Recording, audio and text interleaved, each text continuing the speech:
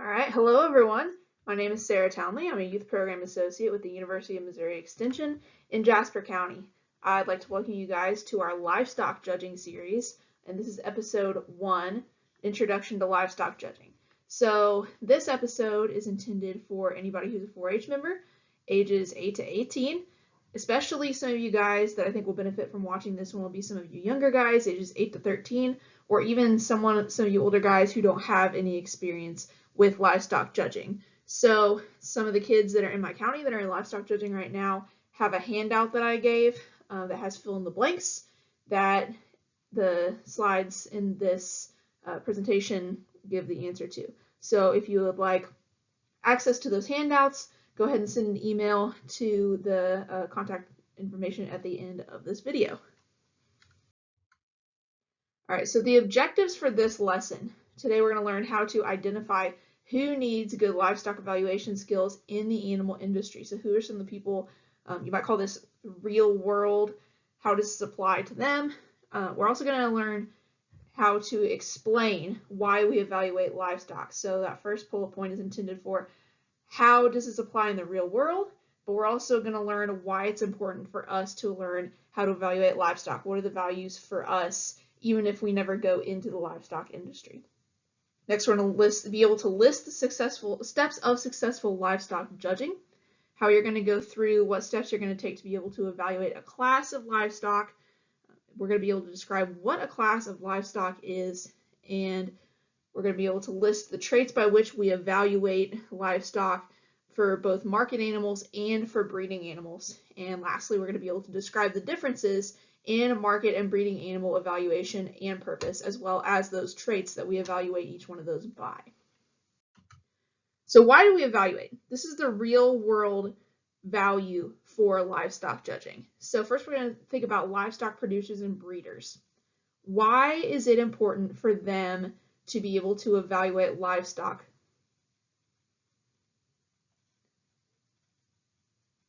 So they evaluate an animal's potential to produce high quality offspring. So for them, this is their paycheck. This is what they do. This is their livelihood. So oftentimes they're going to be evaluating both on breeding and market characteristics. So livestock producers are going to be evaluating based on market characteristics. So of course they're producing and selling animals. They want those animals to fare well in the market. So they're going to want high quality market animals, as well as especially those breeders. They're going to evaluate breeding animals to produce, so they can produce more animals of whichever breed they're breeding. So those buyers and feeders, take a second and think about this one. Why are they going to evaluate livestock? So take a second and think about if any of you have a cattle operation, if your parents raise livestock, or even if you guys raise hogs or sheep or goats. Whenever you have babies born and you raise them and you take them to the sale barn, what happens? Well, a buyer or a feeder is going to buy those animals, and they want animals that are going to be feed efficient. So if you think about it, you don't want to dump more feed into an animal for, so you have 2 animals and you feed one more and it takes longer for that animal to grow. That's costing you more money and more resources. So that's why buyers and feeders evaluate market animals on how well they can grow in a certain amount of time with the amount of feed that you're giving them. So really, before we start, and one of the things that I want to make sure you guys think about throughout this entire series, and we're going to go in detail, we're going to learn a lot, but there's a couple things that I want you guys to remember no matter what, and that's why we evaluate market animals and why we evaluate breeding animals. So when it comes to market animals, our main purpose is market readiness. And you can write that down because that's the 2 words that I want you to remember for why we evaluate market animals is based on market readiness. So whenever we approach a class of market animals, we assume that they're ready to go to the rail. We assume that they're going to be slaughtered, right after, maybe that day or the day after you're looking at them. That's the assumption that I want you to make. So what kind of a carcass is this animal going to hang? All right, so we evaluate them based on their market readiness. That usually includes muscling and conditioning, which we'll talk about. But we also don't want to give up structure. All right. So when we evaluate breeding animals, our purpose is making babies. All right, so those are the two words I want you to remember for breeding animals, making babies. So we evaluate breeding animals based on sex characteristics and structure, as well as some of that muscling and conditioning, some of those market animal traits, because we want them to have longevity. We want them to be able to give us babies, to be healthy, to be able to make babies. And we also want them to give us babies that are high quality and fare well in the market. All right, so if you remember two things, it's that we evaluate market animals based on market readiness, and we evaluate breeding animals based on making babies. All right. So why do we evaluate? So the purpose is, and this is where you're going to fill in on that handout, those words that are in the quotes and in the capitalized with the bold font. I really wanted those to stand out. The purpose is to relate the form of the animal with its function. So just take a second and think, guys. What might be a function that you want an animal to serve? Especially some of you guys who have animal operations, whether you just have a handful of sheep that you raise for show, or whether you grew up on a cattle operation, you've had cattle your whole life, and that's what your family does. What is a function you want your animal to have? All right, so basically this bullet point right here, the question you need to ask is, what do I need this animal to do? That's what we mean by function. All right, so some examples of this is a function you might have for a bull is to cover first calf heifers, or a purpose you have for a market lamb might be to hang at a choice carcass or better. We'll talk a little bit about parts of an animal, what cuts of meat come from an animal, and some of the grading in future episodes. But those are purposes that an animal might have. All right, so when we think about a purpose that an animal is going to have, we want to be able to relate an animal's form with its function. So when we ask ourselves, what do we want an animal to do? We evaluate animals based on the way they look, the way they perform, on how they're going to be able to do what we want them to do. All right, so judging livestock means that we're differentiating between superior, average, and inferior livestock. So we are looking for the most desirable traits or the most desirable animals to fit our particular needs. So whenever we evaluate livestock, we're going to learn to talk about the negative and positive traits for animals in a class. We'll talk about that in future slides. We're going to be able to evaluate the good things about an animal, and maybe if there's anything that we would change or if, give them some more time to mature, we're going to learn how to talk about that.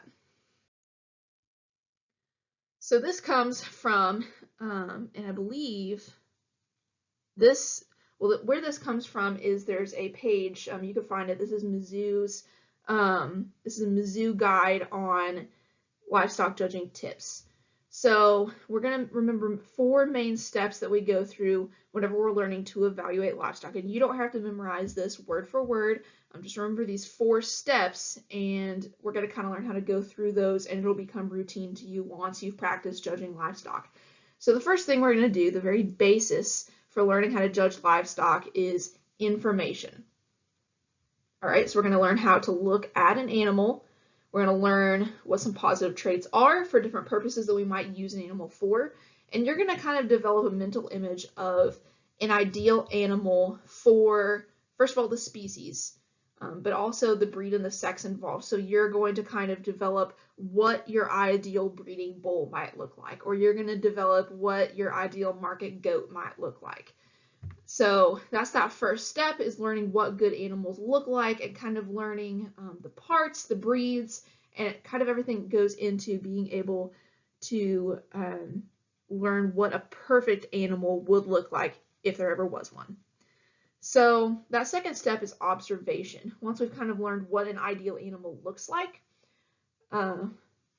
we learn how to observe kind of the steps we go through, having a sharp eye, looking at those parts of their body, looking for, again, those negative and positive traits.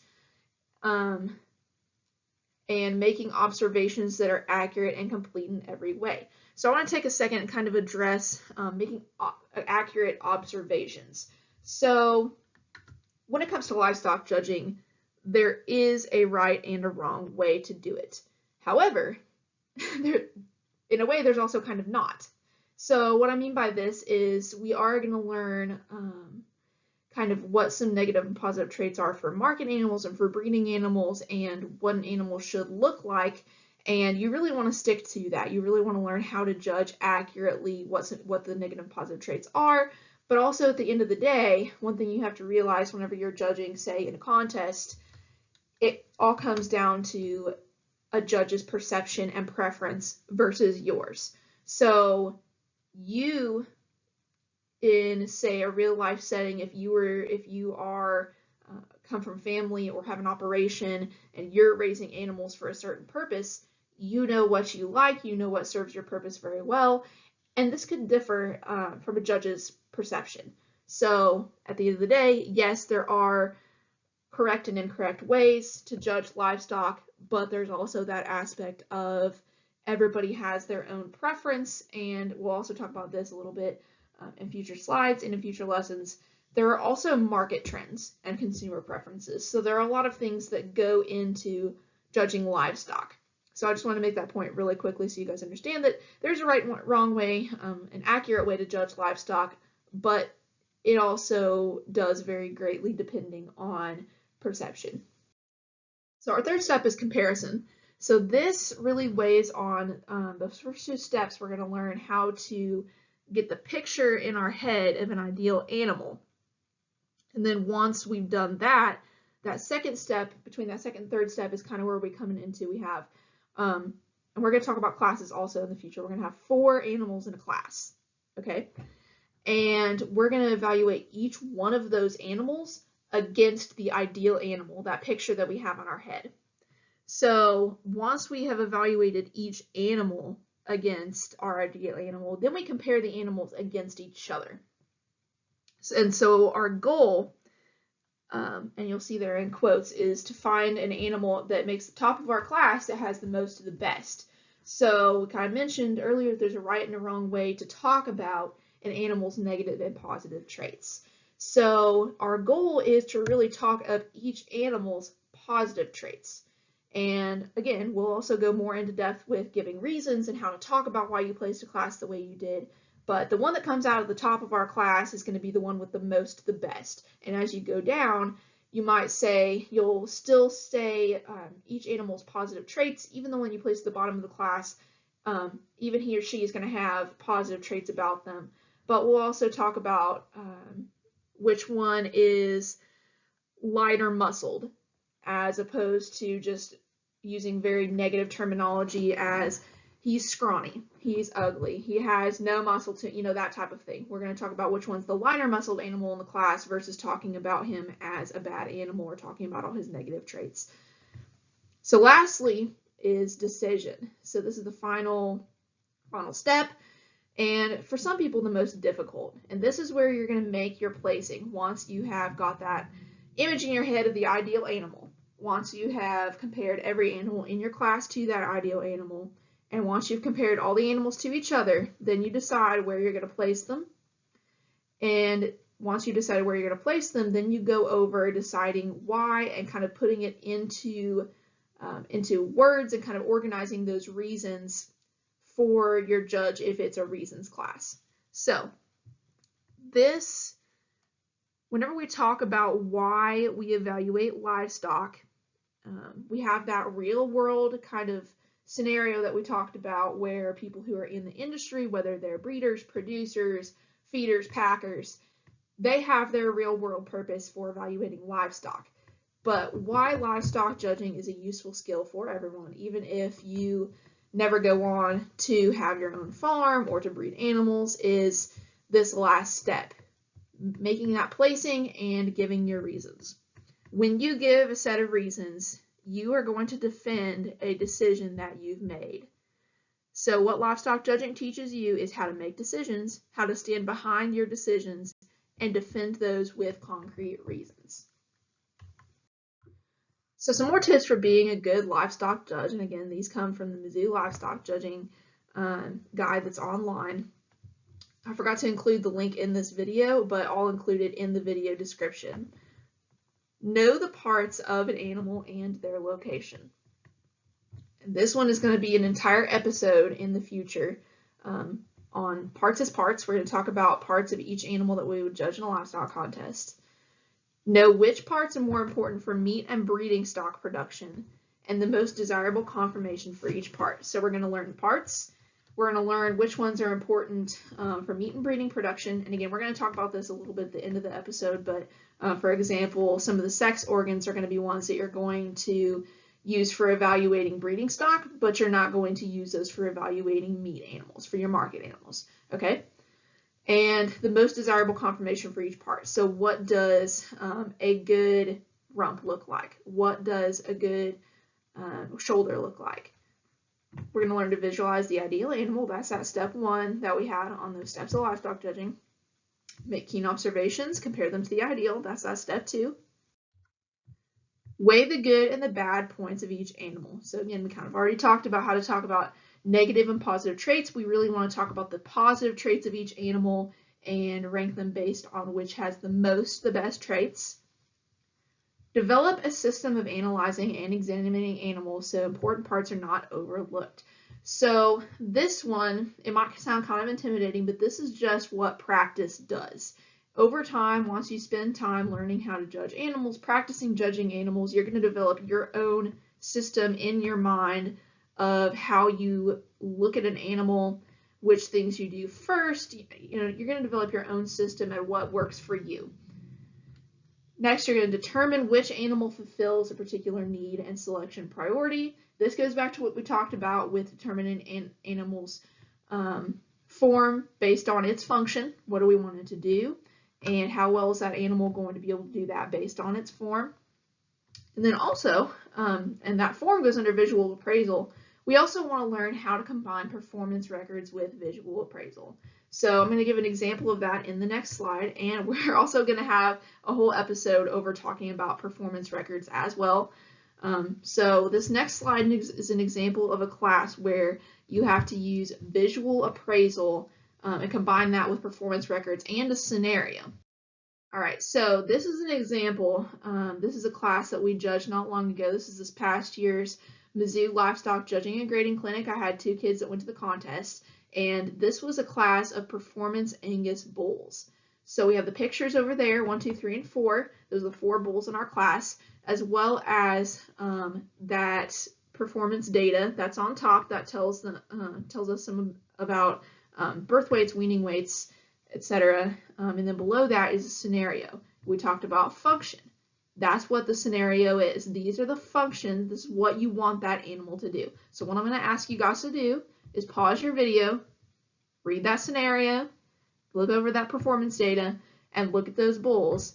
And come back here, unpause your video, I'll give it a few seconds, and then I'll give you the official placing, and we'll kind of talk just briefly about how that performance data comes into that.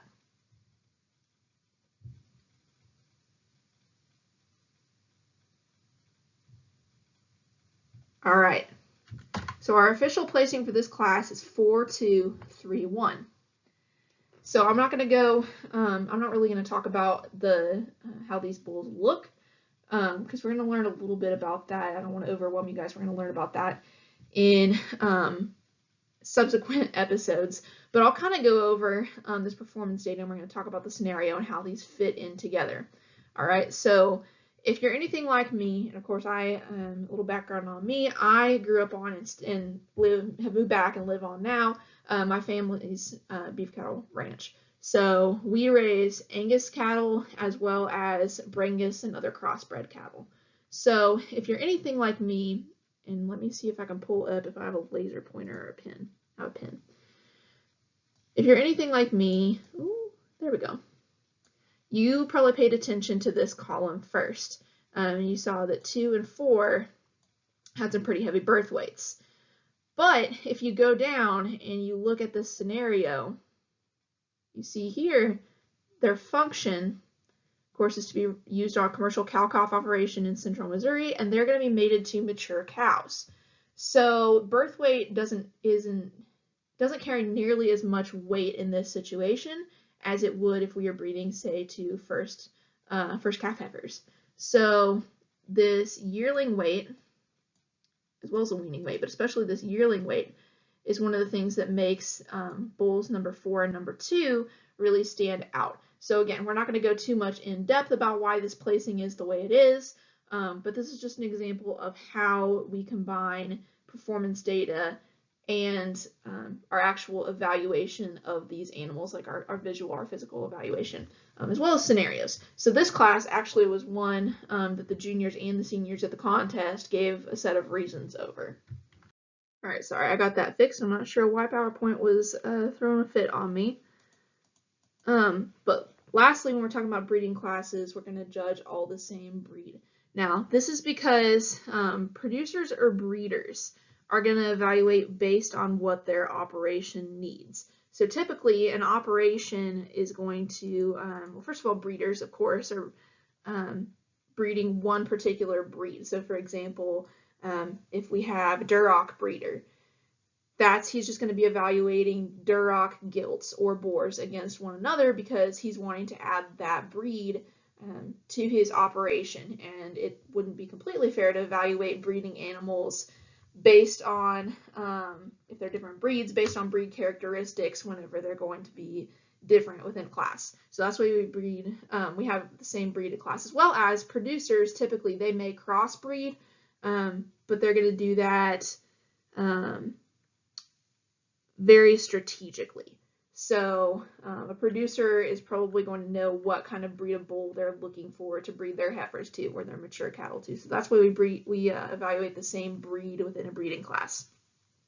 In a market class, however, you could have a combination of breeds and sexes. So for example, at that Mizzou Livestock Judging and Grading Clinic that I was talking about, one of the classes was of market hogs, and I know there's at least one gilt. So typically, you're going to have market classes, usually, this is just in my experience, be the castrated males. So you'll have a class of steers or barrows or wethers in a market class, but it's definitely not uncommon to have a market heifer or a market gilt in that class.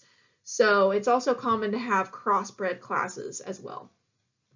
So basically, a livestock judging contest is a collection of various classes of livestock.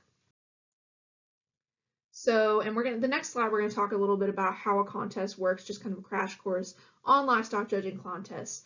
But there is a scenario when a class will use more than 4 animals, and you may not run into this terribly often, but every now and again you'll have what's called a keep whole class. So there's going to be 8 animals in this class, and your job is to evaluate the animals and decide which ones you would keep and which ones you would remove. That's what cull means, is to remove an animal from your herd.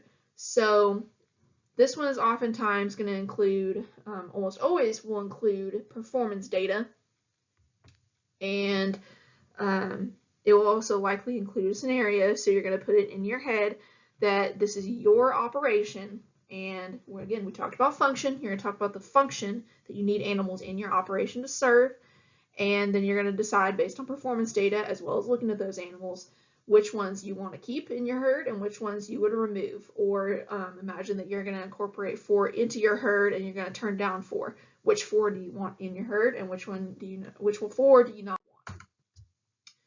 So basically, whenever you go to a livestock judging contest, you are going to go down where the animals are, near the rail where the animals are, and you will have your back turned to the class to give everyone a fair chance, because you only have so much time that you're allowed to look at the class. If you haven't already labeled your placing card, or if you're using a Scantron, and we'll go over that as well in some of our future episodes, go ahead and label your placing card.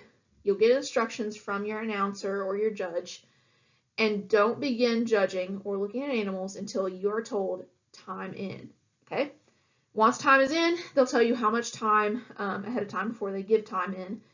Usually you'll have 10 or 15 minutes to judge a class, and once the time is kind of running down, they'll give you, say, a 5-minute warning or a 2-minute warning. Once it comes down to that, make sure you mark your placing card. Make sure you have all your notes taken. And always double check your placing card before you turn it in. So we'll go a little bit more in depth on these in future episodes. And I do want to say real quickly, this chart is not the end all be all for traits that we evaluate market or breeding animals on. So again, we're going to remember what I told you at the beginning of the episode. What 2 words describe why we evaluate market animals? Market readiness. So muscling and condition, that first column there that talks about market animals, those are what's most important here. But remember, we don't want to give up structure either. So what 2 words do we use to describe why we evaluate breeding animals? All right, that's going to be making babies. All right, so there are a lot of traits that we evaluate breeding animals on that are listed in that column that we don't evaluate market animals on, such as sexual maturity, sexual characteristics, and so on and so forth. Femininity, masculinity, sexual organs. We don't focus nearly as much on muscling and condition here as we do with the market animals, but we do pay attention to it because we want to produce babies that have good market animal traits. We want to produce babies that are going to fare well in the market and hang good carcasses, because that's what makes us money. That's what makes producers money, right? So we'll kind of go over this chart a little bit. Condition, trimness, muscling. Of course, muscling is having that greater meat yield per carcass weight. We'll talk more about carcasses later. That condition. I guess finish is a good way to describe that. How well are they finished out? What kind of, how does that fat incorporate with that muscling? Because we want to have just the right balance of leanness and fatness. Something we evaluate, and I'll skip right on over the 3rd column there. We evaluate breeding and market animals both on growth.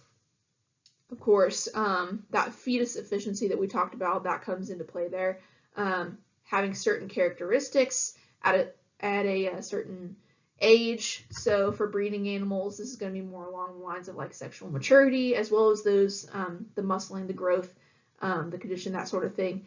In market animals, this is going to be more about how well have they grown, how well are they conditioned within a certain time frame, how much money are they costing us to feed them, are they just sucking down feed.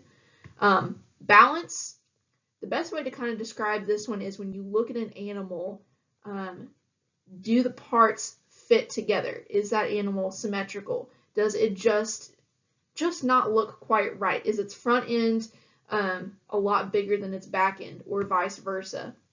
Usually you're going to look at this from a side view. You might notice an animal is really big in the shoulder, big in the rib, but they're kind of scrawny on their hind end. Or the other way around, you might have an animal that looks pretty good in the rump, but it could just use some more shape to the shoulder or the rib. That's what balance is, when the parts don't quite fit together, when it doesn't quite look right. Quality, that's a pretty general term.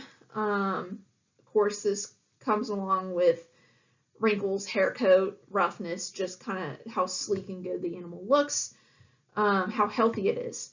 Structural soundness, of course, this is really important in breeding animals, as for example, a bull. How structurally sound is he? How well is he going to be able to serve those heifers or those cows? But it's also important in market animals because, of course, we want structurally sound animals that are going to be able to hold that muscle and that fat, that good weight for the carcass that we want. Of course, some of the breeding animal, and we'll talk about sexual characteristics on this next slide. That bottom bullet point there, maturity, talk about sexual maturity. That kind of along the same thing as feed efficiency. How efficient is that animal? Is it just really slow at maturing? Sexual characteristics. We'll talk about those as well. Femininity, masculinity, does it look like a male? Does it look like a female? Some of the sex organs, breed character. This is one we're going to evaluate a lot more on breeding animals, but for example, and I'm a lot more familiar with cattle and hogs than I am sheep and goats, so you'll probably hear a lot more examples from me on cattle and hogs and sheep and goats. But for example, if we're talking about breeding animals, if we are talking about a class of Hereford bulls. We want to evaluate them on some of the characteristics that we know to be true of Hereford bulls, or Angus bulls, or Charolais bulls, or Duroc boars, so on and so forth. That's where breed character comes into play, because there are certain characteristics that we want out of certain breeds, which is stands to reason. That's kind of the reason that we have different breeds. They have different characteristics, serve different purposes. There's different things that people like about different breeds, and that's where this comes in, is passing along those traits that are characteristic of a breed. Broodiness, how good of a mama is she? How well is she going to be able to physically carry a calf or piglets or lambs, so on and so forth. Scale or frame, we talk about frame size. This is their skeletal structure. So kind of put this in perspective, you may have heard people talk about kind of people frame sizes whenever we talk about someone being big boned, or we think about how tall a person is. And of course it's not very nice usually to talk about people or judge people by muscle or fat. But if you kind of think about it, that's what we're talking here, is just their skeletal structure. Not necessarily talking about their muscle or their fat, but how big is that animal? How big boned are they? And of course, ruggedness and stoutness. Their feet, we're talking about the legs and feet here. How well are they going to hold up their longevity? So that's just kind of a little bit about each one of those traits that we evaluate market and breeding animals on. So when we talk about breeding animals, we evaluate them on sexual character. So this is going to differ from breed to breed within a species. However, even though there are going to be some different traits that different breeds have, there are some common negative and positive things, or some common traits that we can evaluate them on. So next question I have for you guys is, so we evaluate sexual characteristics that are necessary and some that are desirable. What does that mean to you guys? So our necessary sexual characteristics are the ones that we have to have a baby. And then those desirable traits are the ones that we want, the ones that are going to be give us that extra edge, be really good at producing high quality babies. So our necessary traits might include teats on a mama, how well is she going to be able to feed her babies, development, the spacing, how difficult is it going to be for her to give birth. And the word parturition means giving birth. That's the act of giving birth. As well as proper formation of testicles and vulvas. Are those sexual organs developed the way we want them to? How well are they going to be able to, in a male, when we look at testicles, how well are they going to be able to breed a female and produce good babies? How effective will they be? And on vulvas, on the females, how well are they going to be able to give birth? So those are the necessary traits that we have for breeding and making babies and giving birth. Those desirable traits are those of, first of all, femininity and masculinity of the head and neck. Now, can you guys think of a time, maybe especially those of you guys who raise some of these animals, or know someone who does? What's a time that you can think of where you've noticed this? So I'll give a personal example. My sister and I, just a couple months back, were driving through the pasture, and we were kind of looking, checking on the mamas and the babies, and we were getting ready to drive by this one mama who, and we were kind of looking at her from the side and the back, looked really good. She had a really good body, really good structure, just a really good looking cow. And when we kind of came up on the front, she turned her head toward us. We kind of looked at each other and were like, she looks like a man. So can you guys think, maybe you've seen this before, how you have a heifer or a cow who just in her head just does not look really feminine, clean, and pretty. She just looks like a guy as well. And this could go the other way for masculinity. Maybe he's a good looking bull or steer even. We usually, again, use this with breeding animals. It's going to be more applicable to bulls or to boars. Maybe they're just not as manly looking. Maybe they're a little lighter, look more like a girl. That's what we're talking about with femininity and masculinity. If they're a female, we want them to look like a female. And if they're a male, we want them to look like a male. Also, maximum offspring per year. So, of course, it's going to be more desirable if they're producing more babies, and if they can do that safely and healthily, as well as lack of pendulous sheaths. All right, so that goes back to those sex organs and how we evaluate those sex organs. So for market animals, we don't typically evaluate them on those last traits we talked about. But remember, of course, we talked about having an ideal animal. Each species has an ideal market animal. We talked about feed efficiency. So we want to produce an animal that hangs at least a choice carcass, and we don't want an animal that's going to cost us a whole lot of money in feed. We've said that. So that's what we're looking for with ideal animals.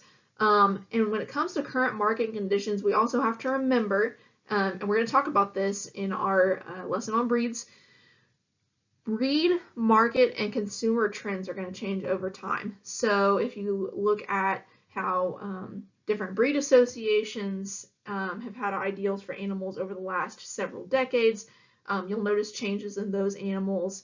The market has different demands. It changes all the time, as well as consumer trends. So you can kind of think about what consumers like to eat, what kind of things matter to them in their meat. So those ideals change and will continue to change over time. Things are always changing, and consumer preferences and production practices are always going to change. So we have to keep that in mind. So I want to thank you guys for joining us. And if you guys have any questions, or if you want more information, or if you want to receive the handout with the fill in the blanks so you can take notes, can always have that worksheet with you. Contact jasperco@missouri.edu and I'll get those to you. Be on the lookout for our next episode coming soon. That'll be episode 2, Different Strokes is the title of that one. That's going to be about breeds of meat animals. So I'll see you guys in the next episode. Hope you'll have a great day and hope you learned a lot.